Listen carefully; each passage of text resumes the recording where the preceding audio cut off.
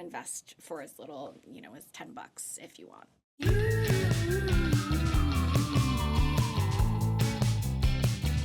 So you even share some of your favorite investing strategies, tickers, and platforms you use to invest. What's your best advice for someone who's just getting started in the investing world? I know it can be scary, but it really doesn't have to be. I do believe investing is one of the best ways to maximize your money. The number one thing I always advise before even thinking about this is to read and research and know exactly what you're investing in, why you're doing it, know the rules so that you can win the game. I talk a lot about investing in index funds, which track the S&P 500. You'll hear a lot of fund managers, whether mutual funds or hedge fund managers, talk about how their portfolios are the very best and they beat the market all the time. The truth is the S&P 500 has historically outperformed almost everything in the long term, and everybody for that matter. So calling it an index fund or even naming it the S&P 500 might sound scary and jargony. But really what that means is that you're investing in a big basket of stocks, the 500 biggest, most powerful companies in America. It includes companies that you are maybe a customer of, that you see every day: Apple, Microsoft, Amazon, Google, a lot more.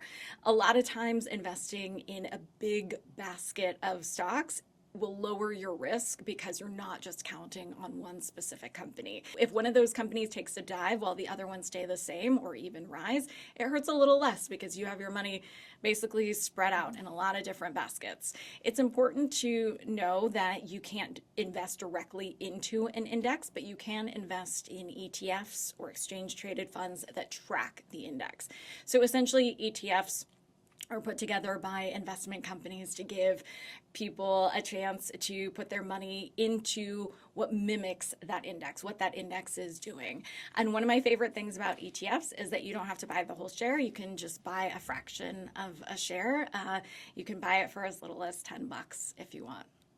So I love that you can buy in for such a little amount of money, which makes it easier for many people to get involved. It also functions really similarly to a stock, which I think is convenient. Exactly. You don't need a lot of money to start. And so having no terms there, if you see a price that you like, you can buy. You can buy a very little amount, test the waters if you want. If you already own shares of an ETF and it reaches a certain price that you want to sell and make a profit, you can. One of the things that you should know is that ETFs do have fees. They're usually lower than things like mutual funds or hedge funds because they're passively managed. So somebody is not actively choosing investments to put in there. They're tracking the overall index. So that means it comes with a much lower fee. One of the things that you should know is that ETFs do have a fee. They're much lower than hedge funds or mutual funds because they're passively managed. They usually match the index and just let it ride. So when you're looking at mutual funds, sometimes that could be a whole percentage point or higher, but ETF management fees are usually around 0.5%.